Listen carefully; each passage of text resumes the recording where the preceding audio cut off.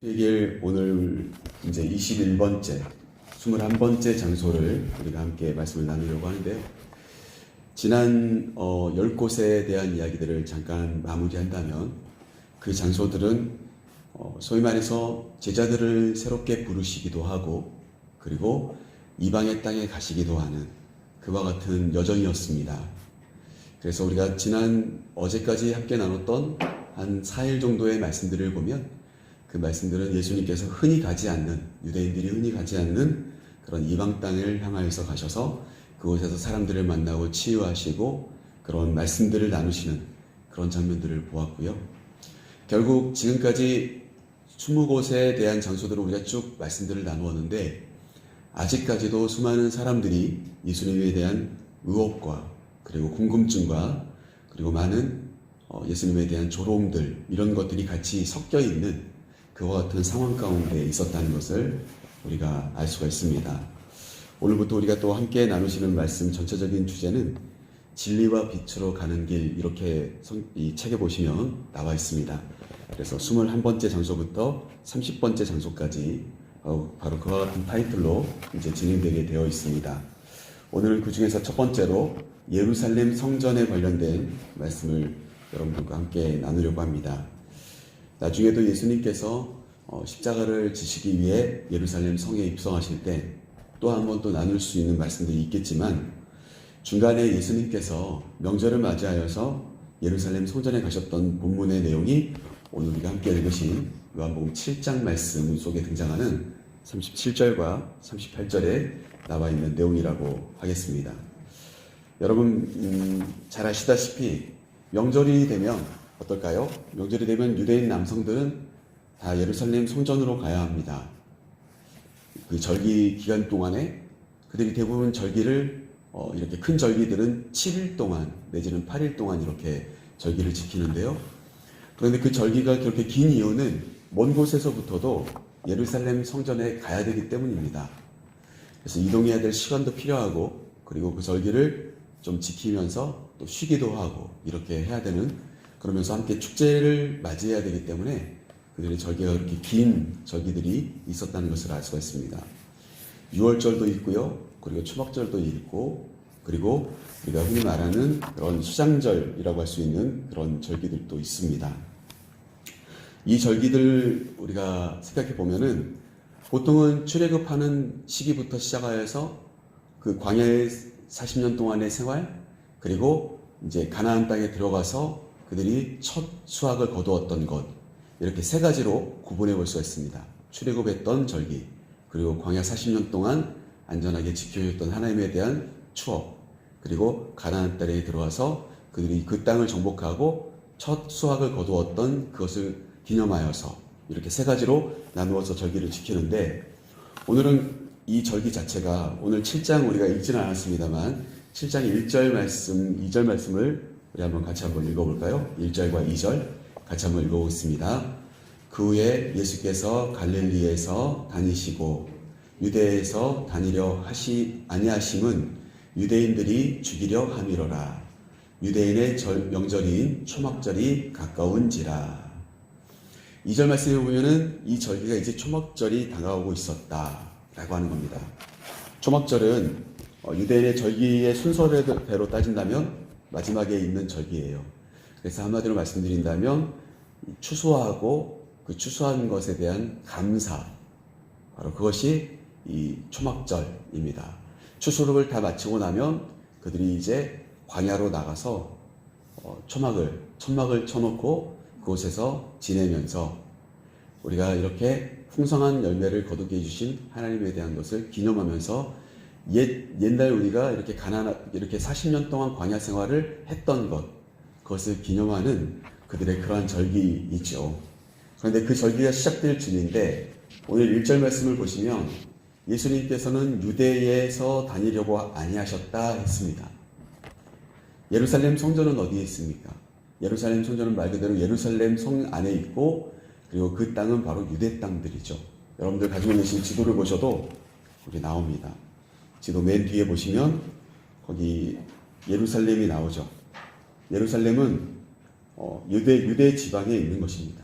베들레헴도 그렇고 뭐 베다니, 베셋, 벳바게, 뭐 여리고 이런 모든 지역들이 다 유대의 땅입니다. 그러니까 결국 오늘 절기가 다가오지만 예수님은 어떻습니까? 이 절기에 편안하게 항상 유대인들이 하는 것처럼 그렇게 유대 땅에 있는 예루살렘에 들어가는 것이 쉬운 상태는 아니셨던 그런 상태였다는 것을 우리가 확인해 볼 수가 있습니다. 왜냐하면 많은 바리새인들, 서기관들, 대제사장들이 예수님에 대한 행적들을 들으면서 예수님을 죽이고자 했던 마음들이 시작된 지가 이미 한참 되었기 때문입니다.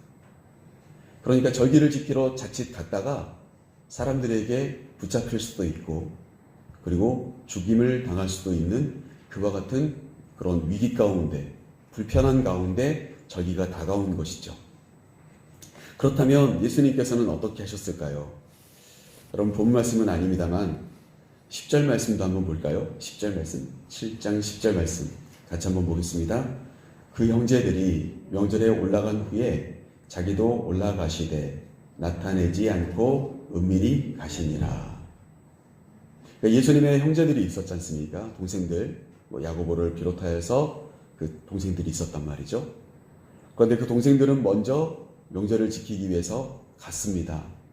그런데 예수님께서는 그 동생들을 먼저 보내놓고 나중에 10절 말씀을 보니까 은밀하게 가시니라. 이렇게 기록한 것을 보게 됩니다. 제자들과 예수님은 나중에 정말 절기 끝 무렵에 예수님은 그 절기를 지키기 위해서 가십니다. 왜 그랬을까요? 그렇게 생명의 위협을 느끼면서도 왜 꼭 가셔야만 했을까요? 그것은 하나님의 말씀을 온전히 몸으로 실천하기 위해서 가신 거죠. 그 절기가 너무 중요해서 가신 거라고 우리가 말할 수 있겠지만 그거보다는 엄밀히 말씀드린다면 예수님은 그 절기 그 위에 계신 분인데 어찌 보면 하나님이신데 하나님의 아들이신데 굳이 그 절기를 꼭 지키려고 생명의 위협을 느끼면서 가셔야 됐을까? 그런 생각을 우리가 할 수가 있겠지만 그러나 예수님은 제자들과 함께 본인이 가시지 않으면 제자들도 함께 가서 지키기가 어렵기 때문에 예수님은 나타내지 않고 조용히 그 절기를 위해서 지키기 위해서 가셨다라고 하는 것을 알 수가 있습니다. 저는 이 말씀을 여러분들과 함께 나누면서 그런 말씀을 나누고 싶어요. 여러분 우리가 때때로는 우리가 져야 될, 감당해야 될, 우리가 해야 될 그 일이 정말 내키지 않는단 말이죠. 무언가 불안하고 불편하고 힘든 그러한 길일 수가 있습니다. 정말 이거 정말 피하고 싶을 수가 있어요. 껄끄럽고 괜히 회피하고 싶고 그런 인간과의 관계일 수도 있고 어떤 장소일 수도 있고 사건일 수도 있습니다. 그러나 어떻습니까? 그럼에도 불구하고 그런 두려움, 그런 모든 껄끄러움, 그런 피하고 싶은 그런 마음들 다 접고 예수님은 조용히 묵묵히 그 자리에 참여하시는 모습을 봅니다. 사랑하는 성도 여러분, 저와 여러분도 때때로 어떨 때는 교회 오는 것이 마냥 즐겁지만은 않을 때도 있을 수 있고 또 교회 오면 뭔가 해야 될 일들이 있다는 것 때문에 부담되실 수도 있고 여러분 여러 가지 사역들도 마찬가지고 여러분 삶 가운데도 분명히 그와 같은 일들이 있으실 때가 있을 거예요. 그러나 분명한 것은 교회 오시는 것이 은혜이고 기도하러 오시는 것이 은혜이고 예배하시는 것이 은혜이고 사명 감당한다는 것이 은혜라는 것을 오늘 주님을 통해서 다시 한번 저와 여러분이 상고할 수 있기를 간절히 소망합니다. 자, 그렇다면 그렇게 힘겨운 어찌 보면 유대인의 눈에 띄지 않게 하기 위해서 어렵게 올라오신 그 절기를 예수님께서는 과연 오셔서 오늘 우리에게 또 그들 가운데 서셔서 외치시는 장면이 오늘 37절 말씀인 거죠. 우리 37절 말씀 같이 한번 읽어보겠습니다. 명절 끝날 곧 큰 날에 예수께서 서서 외쳐 이르시되 누구든지 목마르거든 내게로 와서 마시라. 여러분 명절 끝날인데 큰 날이라고 했습니다. 아마 우리 성도님들도 부흥성회 같은 거 많이 해보셨죠? 교회에서도? 그러면 부흥성회를 예전에는 뭐 일주일 동안 하셨지 않습니까? 새벽에도 하고 오전에도 모이고 오후에도 또 집회하고 저녁에도 집회하고 막 이렇게 하셨지 않습니까? 예전에는. 물론 요즘에는 그런 부흥성회를 하기도 힘들 뿐 아니라 또 해본 지도 좀 오래되셨을 거예요. 저도 부교육자 생활하면서 부흥성회를 여러 번 이제 뭐 프랭카도 맞추고 강사 섭외도 하고 모시러 다니기도 하고 하면서 쭉 해봤습니다만 요즘은 그렇게까지 하지 않잖아요. 새벽에 하고 뭐 오전에 한 번 정도 하고 그리고 저녁에 하고 뭐 이 정도 하는데 또 요즘은 한 3일 정도만 합니다. 보통은. 그렇죠? 그래서 주일 오후부터 시작을 하면 한 10번 정도의 집회를 하죠. 예, 보통은 마지막 날 저녁 집회, 수요 예배 저녁 집회, 수요일 저녁 집회를 가장 큰 성회라고 이야기를 해요. 그렇지 않습니까? 부흥성회를 쭉 하면 마지막 날을 가장 중요하게 생각을 해요. 그래서 마지막 날은 누구도 너나 할 것 없이 무조건 다 데리고 와라, 모이자, 헌금도 하자 하면서 열심히 모입니다. 그런 걸 상상하시면 돼요. 유대인들도 어찌 보면 뭐 우리 부흥성회의 유래가 여기서 왔는지 모르겠습니다만은 명절 마지막 날을 큰 날이라고 이야기합니다. 나중에 뭐 느헤미야서 말씀 또 수요일 날 말씀 함께 나눌 때도 등장하니까요. 그러니까 마지막 날, 그 성회의 마지막 날, 그 명절의 마지막 날을 큰 날이라고 이야기합니다. 그날 예수님은 어떻게 하시죠? 감추며 몰래 왔던 이 명절을 지키려고 예루살렘에 겨우겨우 숨어 들어온 것처럼 들어오셨지만 이날만큼은 37절 말씀해 보니까 서서 외쳤다라고 이야기합니다. 사람들이 보는 가운데 군중들 앞에서 예루살렘 성에 정말 명절을 지키기 위해서 많은 사람들이 모였을 거 아니겠습니까? 그리고 마지막 날이니까 정말 축제처럼 그들이 보내고 있을 그 순간에 예수님이 이제 더 이상 감추시지 않고 그 가운데 서서 외치셨다. 이렇게 오늘 말씀하고 있습니다. 그 외친 말씀이 무엇입니까?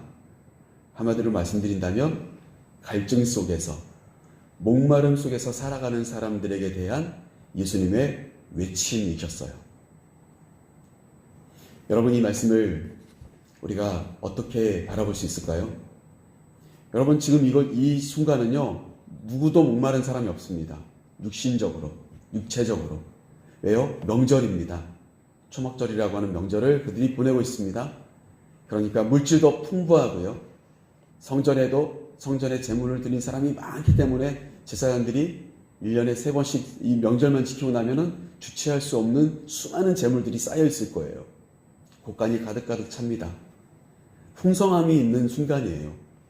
누구도 목마른 사람이 없습니다. 그런데 오늘은 예수님께서 반대로 명절의 마지막 날 서서 외치십니다. 누구든지 목마르거든 내게로 와서 마시라.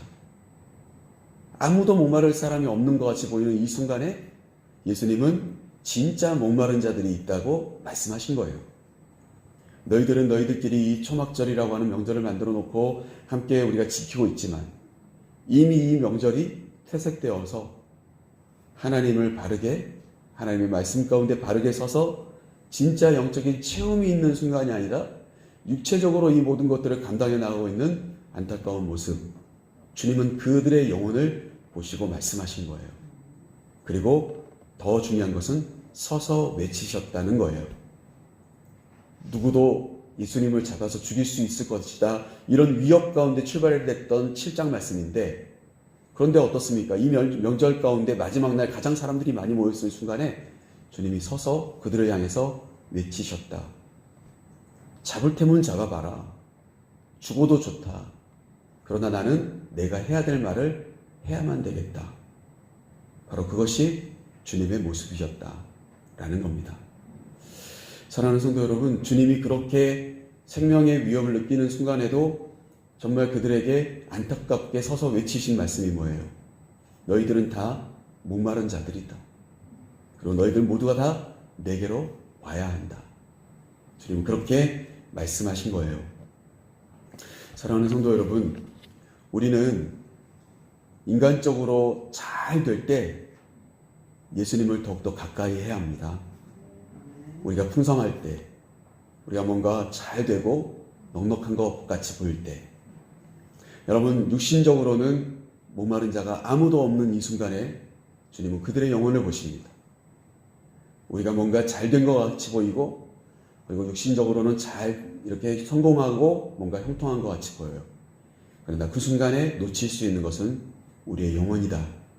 우리의 영혼의 갈증이 분명히 있을 수 있다. 너무 바빠서 기도할 시간조차도 없고 말씀을 읽을 시간조차도 없는 분들이 많아요. 근데 여러분, 너무 바쁘다는 것은 좋을 수도 있지만 영적으로는 정말 고갈되는 그런 일이라는 것을 우리가 또한 알아야 할 것입니다.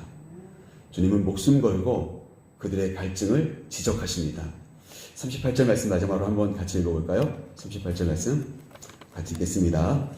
나를 믿는 자는 성경의 이름과 같이 그 배에서 생수의 강이 흘러나오리라 하시니.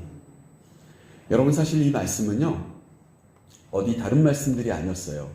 이사야서에 나온 말씀을 주님이 인용하신 말씀입니다.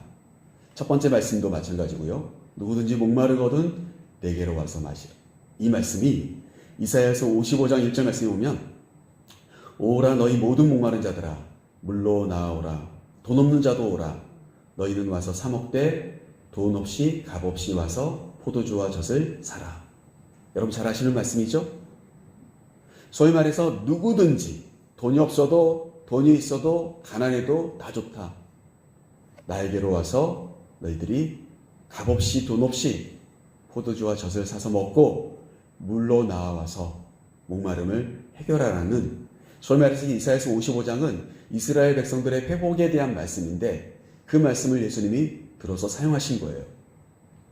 결국 어떻습니까? 38절 말씀도 이사야서 말씀에 나오는 말씀인데 이사야서 12장 3절 말씀에 보면 이런 말씀이 나옵니다. 그러므로 너희가 기쁨으로 구원의 우물들에서 물을 기르리로다. 이렇게 나와 있어요. 소위 말해서 이렇게 말씀드릴 수가 있습니다.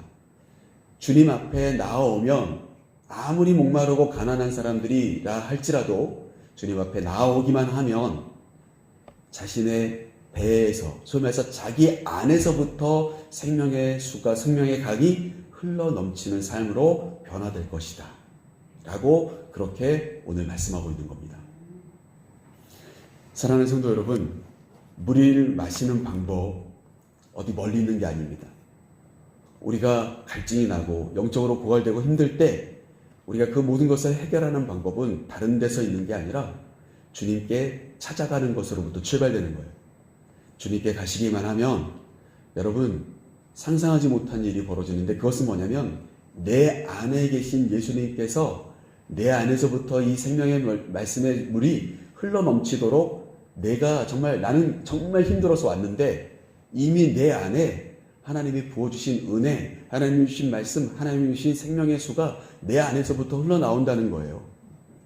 있는데 몰랐고, 있는데 찾지 못했고 갈증을 느끼는 삶을 살아가는 것이었다는 것을 알게 된다는 거에서, 여러분 여기서 한 가지 중요한 것이 있습니다. 예수님께 나아간다는 것은 어떤 거냐면, 마치 옛날에 이렇게 펌프 있지 않습니까?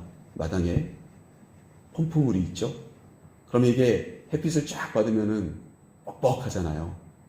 그럴 때 바가지로 물을 하나 딱 이렇게 한 바가지 정도 부으면 펌프가 잘 움직이면서 그냥 뻑뻑해가지고 물이 나오지 않았던 그 펌프에서 물이 쫙 끌어올라오잖아요. 예수님께 우리가 나아간다는 것은 바로 그 물 한 바가지, 바로 그 물 한 바가지라는 거예요. 내가 예수님께 나아가면 내 안에 감춰져 있었던 영적인 체험, 은혜, 말씀 이런 것들이 있었는데 몰랐어요. 기억을 못했어요. 끌어올릴 능력이 없었단 말이죠. 근데 예수님께 나아간다는 것은 바로 그 마중물과 같은, 펌프에 붙는 그 한 바가지 물과 같은, 바로 그와 같은 모습이라는 것을 우리 모두가 기억했으면 좋겠습니다. 여러분, 그래서 찬양도 가끔 들으시고 말씀도 가끔 펼치시고 그러다 보면 어때요? 들었던 말씀도 떠오르고, 그리고 내가 느꼈던 하나님에 대한 체험, 하나님에 대한 마음, 이런 것들이 다시 솟아날 수 있다는 것. 여러분, 그것이 바로 주님께 나아가는 영적인 갈증을 해결하는 아주 귀중한 방법이다 라고 말씀드릴 수가 있겠습니다. 말씀 마치겠습니다. 사랑하는 성도 여러분, 예수님께서는 오늘 이와 같은 말씀을 하셨지만 본 말씀 40절 말씀부터 42절, 43절 말씀을 쭉 읽어보시다 보면 이 사람들은 생명샘이신 예수 그리스도, 그들의 영혼의 갈증을 해결해 주실 예수 그리스도를 그들은 여전히 믿지 않아요. 그들은 그렇게 말하고 있는 예수님을 무리들 가운데 포함되어서 그들은 어떤 사람은 선지자라고 이야기하고 어떤 사람은 진짜 그리스도는 갈릴리에서 나오지 않을 거라고 하면서 분쟁하고 진짜 예수님을 잡아서 죽일까 말까 그들은 갈등하며 고민하고 있는 것을 보게 됩니다. 한 가지 분명한 것은요, 오늘 말씀 마치면서 우리 30절 말씀 마지막으로 같이 읽겠습니다. 30절 같이 읽겠습니다. 그들이 예수를 잡고자 하나 손을 대는 자가 없으니 이는 그의 때가 아직 이르지 아니하였음이로라. 아멘. 주님께서는 고민 가운데 명절을 보내려고 올라가셨습니다. 은밀하게. 그러나 어떻습니까? 아직 주님의 때는 아니었다는 것입니다. 7장 말씀을 여러분 나중에 시간 되시면 쭉 읽어보시면 그들이 예수에게 손을 대지 않았다는 표현이 몇 차례 또 등장합니다. 그 이유는 무엇인가? 그들이 예수님의 말씀을 듣다 보면 예수님이 하시는 일들을 보면 놀랍거든요. 그래서 진짜 저분이 메시아일 수 있겠다. 이런 믿음이 그들 안에 생기기 시작하거든요. 그런가 하면은 반대로 아닐 거야. 어떻게 갈릴리에서 나사렛에서 그것도 선한 것이 나올 수 있겠어. 적어도 메시아는 우리가 모르게 올 거야. 라고 하는 수많은 논쟁들이 7장 말씀에 다 기록되어져 있습니다. 여러분, 저와 여러분이 예수님의 길을 따라가면서 예수의 길을 우리가 함께 말씀을 계속해서 나누면서 여러분 우리의 마음속에는 더욱더 굳건하게 주님이 나의 구주로 하나님의 아들로 자리 잡게 되시기를 간절히 소망합니다. 그러나 분명한 것은 아직 20곳이 남아서 그런지 모르지만 아직 그때가 이르지 않았다. 주님은 때를 따라 행하시고 때를 따라 하나님의 일들을 감당하시는 그러한 모습이다. 저와 여러분도 굳건한 믿음을 가지고 오늘도 우리 안에 있는 생명수를 끌어올려 주실 예수님을 경험하시는 귀하고 된 이 한날의 삶이 되시기를 간절히 소망합니다. 기도하겠습니다.